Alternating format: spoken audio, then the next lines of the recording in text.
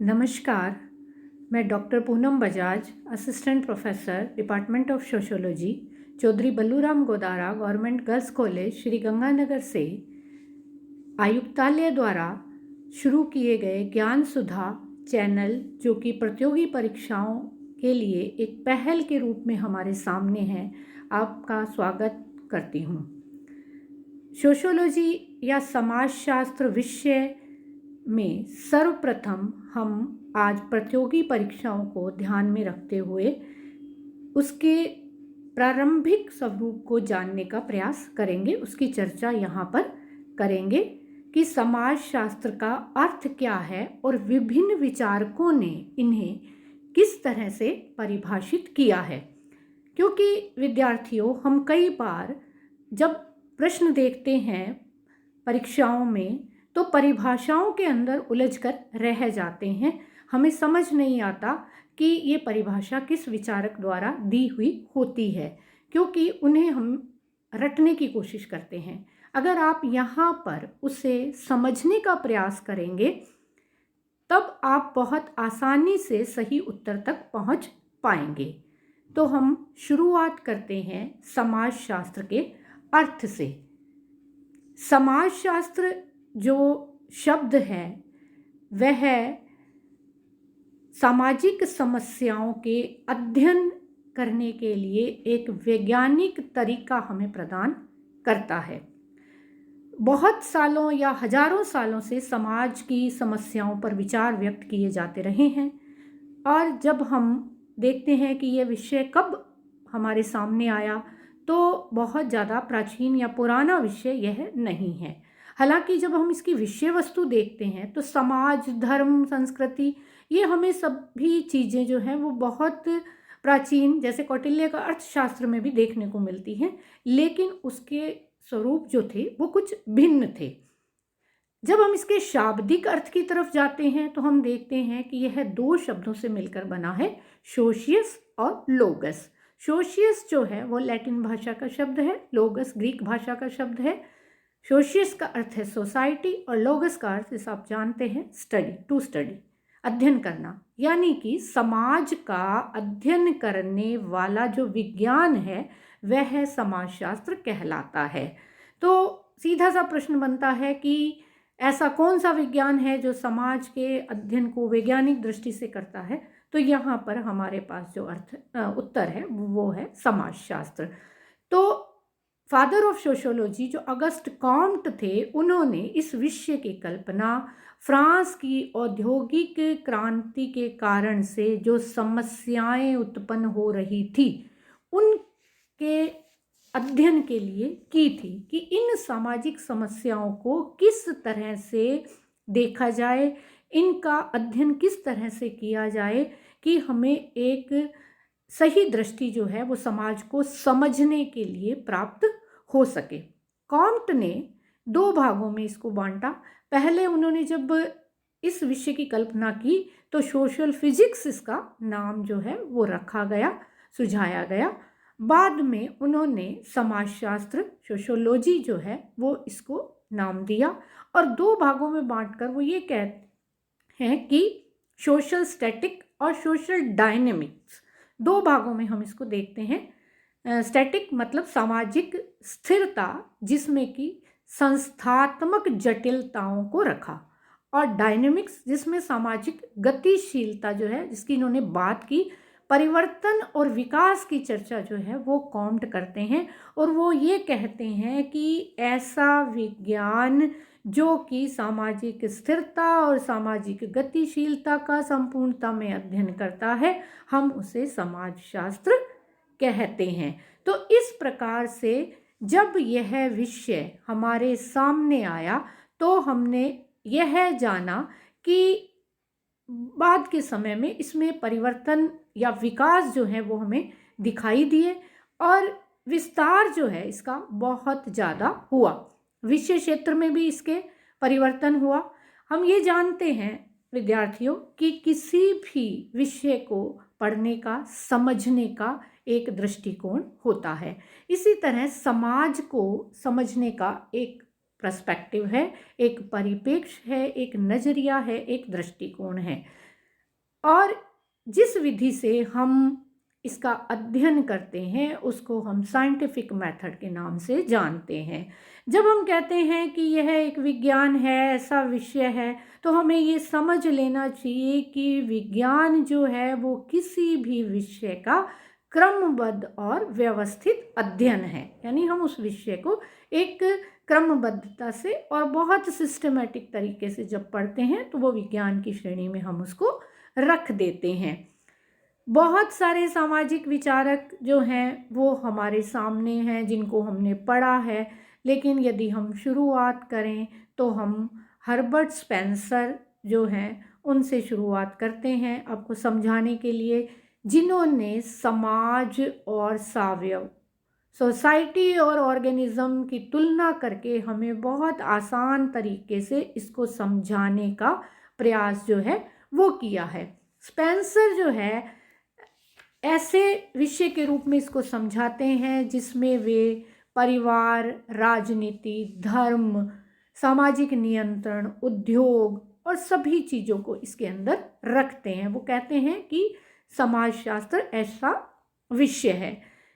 अगर हम थोड़ा और आगे चलते हैं तो इमाइल दुर्खिम का नाम हम यहाँ पर लेते हैं, जिनका दृष्टिकोण और ज़्यादा विस्तृत था और अधिक स्पष्ट था। उन्होंने व्यक्ति और समाज की चर्चा करते हुए समाज या समूह पर बल दिया और कहा कि व्यक्ति का समाज से अलग कोई महत्व नहीं है। यानी कि उन्होंने व्यक्ति को सर्वोपरि रखा कि व्यक्ति है तो हम समाज की बात करते हैं। और इस तरह से उन्होंने समाजशास्त्र के अंतर्गत धर्म, कानून, नैतिकता, शिक्षा, विवाह, परिवार, अपराध इत्यादि को रखा और उन्होंने कहा ये सारा का सारा अध्ययन हम इसके अंतर्गत करते हैं। मैक्स वेबर की हम बात करें तो वो सामाजिक क्रिया के रूप में इसको देखते हैं। वो कहते हैं कि ये एक ऐसा विज्ञान है जो कि सामाजिक क्रिया का वैज्ञानिक विश्लेषण करता है। तो वैज्ञानिक विश्लेषण वही हम साइंटिफिक मेथड की तरफ जब चलते हैं तो उन्हीं चीज़ों, उन्हीं विषय वस्तुओं को वो भी लेते हैं कि धर्म, आर्थिक क्रियाकलाप, सत्ता, वर्ग, शासन तंत्र। हम लोग देखते हैं कि वेबर की ब्यूरोक्रेसी जो है आज भी कई मायनों में हमें वो सही प्रतीत होती है। उन्होंने जो उसकी चर्चा की, धर्म को उन्होंने जो है वो आर्थिकी के साथ जोड़कर हमें समझाने का प्रयास किया। तो बहुत सारी चीज़ें जो हैं और सामाजिक क्रिया के रूप में उन्होंने इसको हमें बताया।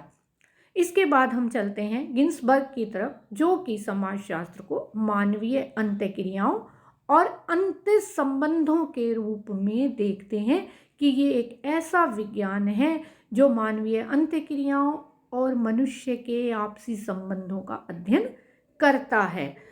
मानव अंतःक्रिया करता है, आपस में समूह बनाता है और इसी तरह से वह जब समाज की रचना करता है, समाज क्या है, हम देखते हैं कि सामाजिक संबंधों का एक जाल है, सामाजिक संबंधों से निर्मित है, आपसे और हमसे निर्मित नहीं है। हम कई मनुष्यों का समूह नहीं, हमारे जो आपसी संबंध हैं वो हमारे इस समाज को जिसमें हम रहते हैं निर्मित करते हैं। तो यह जो है हमें समझाने का प्रयास करते हैं। एल.एफ. वार्ड जो है वो अपने अध्ययन के अंदर या समाजशास्त्र को समझाने के लिए हमें कहते हैं कि सामाजिक घटनाओं का अध्ययन करने वाला विज्ञान जो है वो समाजशास्त्र कहलाता है। यहाँ पर आप देखिए मैकाइवर और पेज, जिनको कि हम समाजशास्त्र में सामान्य अवधारणाओं के अंदर, मूलभूत अवधारणाओं के अंदर बहुत अधिक पढ़ते हैं, जिन्होंने सोसाइटी नामक पुस्तक लिखी और जिसमें बहुत विस्तार से सभी अवधारणाओं की चर्चा की। वे जब समाजशास्त्र को समझाने का प्रयास करते हैं तो वे कहते हैं कि सामाजिक संबंधों का अध्ययन करने वाला विज्ञान समाजशास्त्र है। और जॉनसन जो है वो सामाजिक समूहों की बात करते हैं। तो आप ये समझ लीजिए कि व्यक्ति जो है वो बेसिकली एक सामूहिक प्राणी है, समूह से अलग वो नहीं अपने अस्तित्व को बनाए रख सकता। तो यहाँ पर जो इम्पोर्टेंट बात जॉनसन कहते हैं वो सामाजिक समूहों के अध्ययन करने वाले विज्ञान की बात वो करते हैं। इसमें परिवर्तन या स्थिरता जो प्रदान करने वाले कारक हैं उनकी चर्चा भी वे हमारे सामने करते हैं। तो अब आप ये देख लीजिए कि यदि आप प्रतियोगी परीक्षा की तैयारी कर रहे हैं तो आप एक एक शब्द के माध्यम से किसी भी विचारक की परिभाषा को पूरी तरह समझ सकते हैं। जैसे कि अगर हम ये कहें कि समाजशास्त्र as the study of sociology as the study of society, institution, social relationship, social groups, social interaction and interrelationship। तो इसके साथ आपको यह याद रखना बहुत आसान हो जाएगा कि सोसाइटी की बात किसने की, August Comte, Herbert Spencer and max weber उसकी चर्चा करते हैं। इंस्टीट्यूशंस की जब हम बात करते हैं तो धर्म, राजनीति, कानून व्यवस्था, दुर्खिम जो है बहुत विस्तृत इसकी चर्चा करते हैं। मैकाइवर और पेज सोशल रिलेशनशिप की बात करते हैं और सोशल ग्रुप्स की चर्चा जॉनसन और जेटलिन करते हैं। सोशल इंटरेक्शन और इंटर रिलेशनशिप की बात जिन्सबर्ग हमारे साथ करते हैं। तो यहाँ पर आपको यह याद रखना और समझना बहुत आसान हो जाता है। जो गलती हम सामान्यतः करते हैं, जो हमारे विद्यार्थी करते हैं, हमने कई बार महसूस किया है कि वो परिभाषाओं के मामले में यह गलतियाँ करते हैं। तो स्टूडेंट्स, मुझे लगता है कि यदि आप एक बार ध्यानपूर्वक इन परिभाषाओं को विचारकों के साथ जोड़कर उनका जो है चिंतन मनन करेंगे तो बहुत आसानी से इसे याद रख पाएंगे।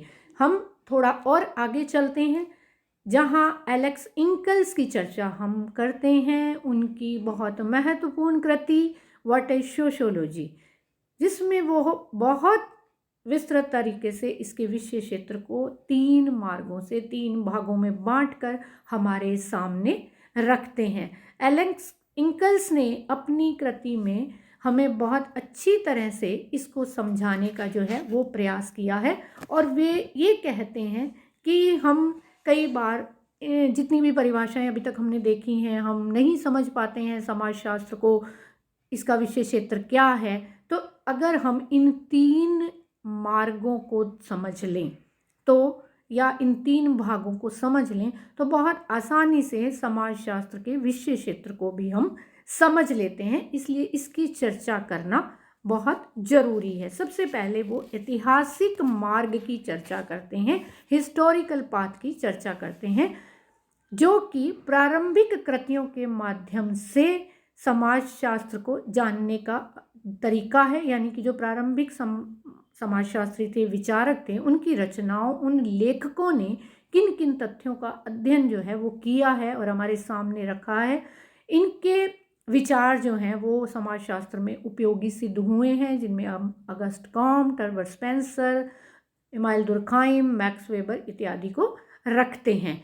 और ये प्रारंभिक समाजशास्त्री हमें एक पूरा का पूरा आधार प्रदान करते हैं। इसलिए हम आज भी सबसे पहले इन्हीं को पढ़ते हैं समाजशास्त्र को समझने के लिए। अब यहाँ पर यह भी बात है कि जब हिस्टोरिकल पाथ की चर्चा ये लोग करते हैं तो ये बताते हैं कि समाजशास्त्र को इन सभी ने, आपने देख लिया अभी तक कि चाहे मैक्स वेबर हो, चाहे दुर्खाइम हो और चाहे कॉम्ट हो, अपने अपने तरीके से इन्होंने समाजशास्त्र को परिभाषित करने का प्रयास किया। लेकिन इस भिन्नता के बावजूद भी इनमें कुछ मूलभूत समानताएं जो हैं वो नज़र आती हैं। सभी ने इस बात पर बल दिया कि समूह और संस्थाओं का बड़े से बड़ा रूप, जैसे राज्य है, समूह और संस्थाओं का बड़े से बड़ा रूप, उसके अध्ययन को भी हम समाजशास्त्रीय तरीके से कर सकते हैं और यह कारगर भी सिद्ध होता है। और हमने बहुत सारे अध्ययन ऐसे देखे भी हैं, सामाजिक व्यवहार, अपराध, धर्म इत्यादि के समाजशास्त्रीय अध्ययन जो हैं वो किए गए हैं। दूसरी जो मार्ग की बात की जाती है, पाथ की बात की जाती है, वो है एम्पिरिकल या अनुभव आश्रित मार्ग, जिसमें हम यह समझने का प्रयास करते हैं कि वर्तमान जो समाजशास्त्री हैं उनकी रुचि किस प्रकार की समस्याओं में है, उनकी अध्ययन पद्धति किस प्रकार की है और वे किस प्रकार से इसका प्रस्तुतिकरण करते हैं। और साथ ही साथ हम विभिन्न शोध पत्रिकाओं, जर्नल्स या जो लेख समाजशास्त्रीय छपते हैं उनसे भी हम यह जानकारी प्राप्त करते हैं कि वर्तमान समय में समाजशास्त्री किन किन चीज़ों का अध्ययन, किन किन विषयों का अध्ययन कर रहे हैं। समाजशास्त्र बहुत विस्तृत होता जा रहा है, इसकी बहुत सारी ब्रांचेज जो हैं, शाखाएं हम देखते हैं। ग्रामीण समाजशास्त्र, नगरीय समाजशास्त्र, औद्योगिक समाजशास्त्र, परिवार का समाजशास्त्र, चिकित्सा का समाजशास्त्र, कला का समाजशास्त्र, भाषा का समाजशास्त्र, और तो और लेज़र टाइम की बात भी हम करते हैं कि हम किस तरह अपने जो हैं विश्राम के समय को व्यतीत करते हैं। समाजशास्त्र उसकी चर्चा करता है, और समाजशास्त्र का समाजशास्त्र। तो बहुत सारी बातें जो हैं वो इस मार्ग में निकल कर आती हैं, और नई प्रवृत्तियां भी अब बहुत सारी उभर कर आ रही हैं, जिनमें हम एथनोमेथोडोलॉजी, फिनोमिनोलॉजी और एक्सचेंज थ्योरी, रेडिकल थ्योरी की बात करते हैं।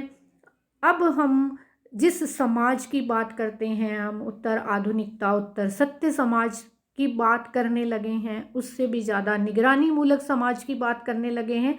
तो ये जो तरीका है, जो पाथ है, वो हमें नई प्रवृत्तियों की ओर भी लेकर जाता है।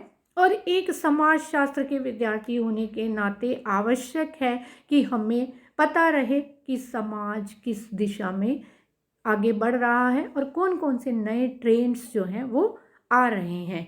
तीसरा मार्ग जो है जिसकी चर्चा एलेक्स इंकल्स करते हैं, वो है एनालिटिक या विश्लेषणात्मक मार्ग, जहाँ पर वो ये कहते हैं कि विभिन्न सामाजिक घटनाएं, तथ्य, समकालीन समस्याएं जो भी समाज में उभर कर आ रही हैं, उनके प्रति हमारा अपना विवेक क्या कहता है, हम उनका विश्लेषण और व्याख्या किस तरह से करते हैं।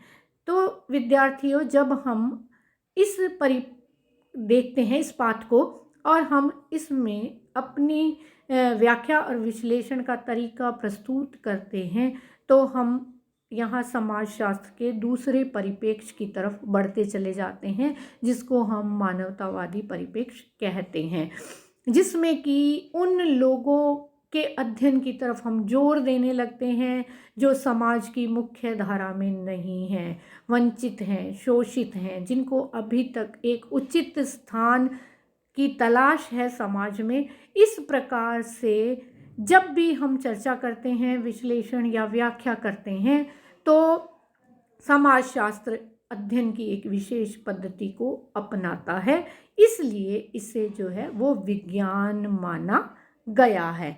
तो समाजशास्त्र, आपने जाना कि समाज का अध्ययन करता है, संस्थाओं का अध्ययन करता है, समूहों का अध्ययन करता है, सामाजिक संबंधों का अध्ययन करता है। तो इस प्रकार से यह एक ऐसा विज्ञान है। अब हम स्पष्ट रूप से यह समझते हैं कि समाजशास्त्र का सामाजिक घटनाओं को देखने का एक दृष्टिकोण होता है।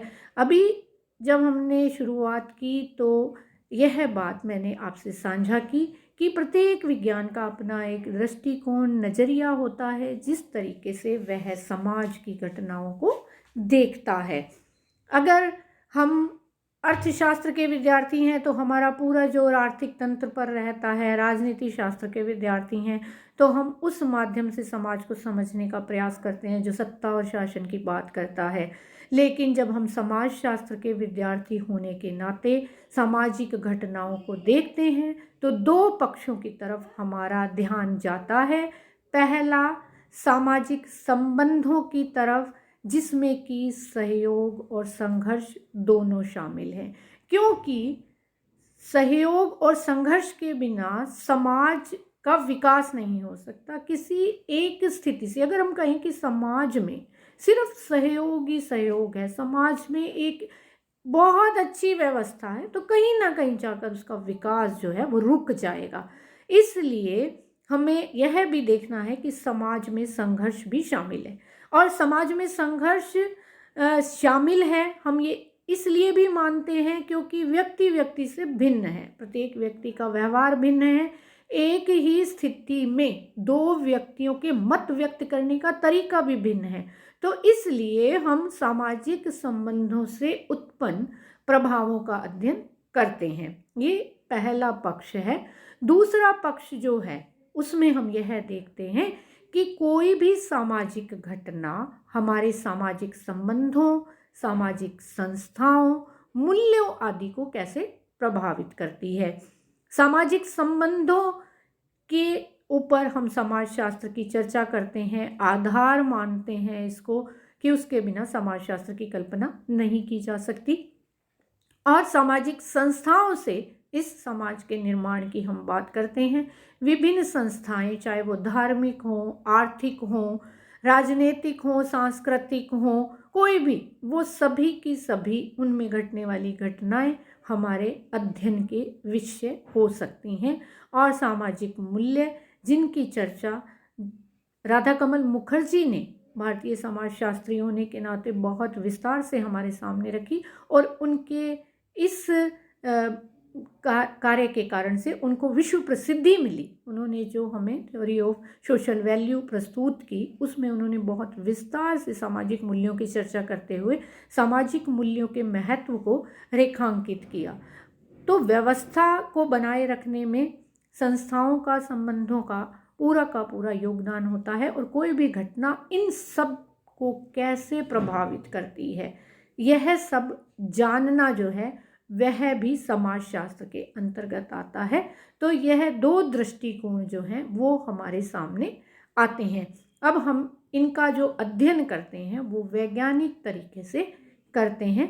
तो समाजशास्त्र के अंतर्गत आप यह जानने का प्रयास करते हैं, यह समझने का प्रयास करते हैं कि हम समाज के एक सदस्य होने के नाते किन चीज़ों से प्रभावित होते हैं, किन चीज़ों से प्रभावित नहीं होते हैं। जो भी हमारी मूलभूत अवधारणाएं हैं, हम समाज, समुदाय, समितियों, संस्थाओं की बात करते हैं, हम किन के सदस्य होते हैं और किन के सदस्य नहीं होते हैं, उसकी चर्चा भी इसमें की जाती है। समाज और सावयव की तुलना करते हुए हर्बर्ट स्पेंसर जैसे हमें बताते हैं कि जैसे एक शरीर जो है उसके विभिन्न अंग जब व्यवस्थित रूप से अपना काम, सही तरीके से अपना काम करते रहेंगे तो वह शरीर स्वस्थ शरीर कहलाएगा, वह बीमार शरीर नहीं कहलाएगा। जो व्याधि की बात हम करते हैं, जो विघटन की बात हम करते हैं, इसी तरह से समाज की सारी संस्थाएं जब एक व्यवस्थित तरीके से अपना अपना प्रकार्य करती रहती हैं तो समाज जो है वो विकास की तरफ अग्रसर होता है और उसमें विघटन की स्थिति पैदा नहीं होती है। इन सब बातों का वैज्ञानिक तरीके से अध्ययन हम समाजशास्त्र में करते हैं। तो हम दो प्रकार के दृष्टिकोण, पर्सपेक्टिव, नज़रिया जो है वो समाजशास्त्र में देखते हैं। एक तो वैज्ञानिक तरीके से और दूसरा जो है वो मानवतावादी तरीके से, साइंटिफिक मेथड और ह्यूमनिस्टिक मेथड या अप्रोच जिसको हम कहते हैं, यानी अध्ययन के उपागम के अंतर्गत हम इसको रखते हैं। तो विद्यार्थियों, आप यह समझने और जानने का प्रयास करें कि किस तरह से हम समाजशास्त्र के जो प्रथम चीज़ हमारे सामने आती है वह उसका अर्थ और विषय क्षेत्र के अंदर से जो प्रश्न आते हैं वो इसी प्रकार के पूछे जाते हैं कि निम्न व्यक्ति ने परिभाषा में क्या कहा, या दी गई परिभाषा किस विचारक की है, वो इसमें क्या समझाने का प्रयास करते हैं, और साथ ही साथ हम इसके विषय क्षेत्र में किन किन चीज़ों को शामिल कर सकते हैं। तो विस्तार से जब आप इन चीज़ों को पढ़कर और विचारकों के साथ जोड़कर इसको समझते हैं तो इसको याद रखने में भी कठिनाई नहीं होती है। अगले वीडियो में हम समाजशास्त्र की जो मूलभूत अवधारणाएं हैं उस पर चर्चा करने का प्रयास करेंगे। धन्यवाद।